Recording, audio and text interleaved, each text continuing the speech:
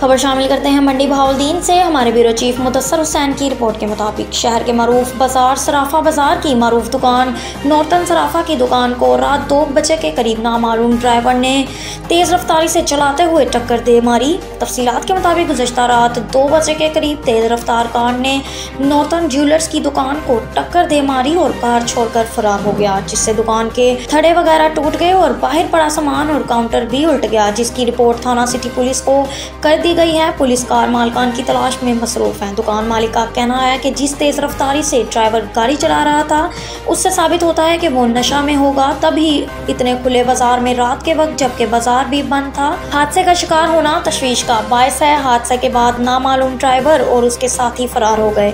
उनका कहना कि पुलिस तफ्तीश कर रही है, वो बेहतर फैसले कर सकेगी हादसा क्यों और कैसे हुआ। अब तक के लिए इतना ही। मजीद खबरों से बाखबर रहने के लिए विजिट करें हमारी website gritnews.pk। Naveed tikka shop, Munshi मोहल्ला चौक। नया अंदाज, नया जायका और मयार एक साथ। नवीद टिक्का शॉप अपना पैगाम देते हैं, रेट वो जो हर किसी की पहुंच में।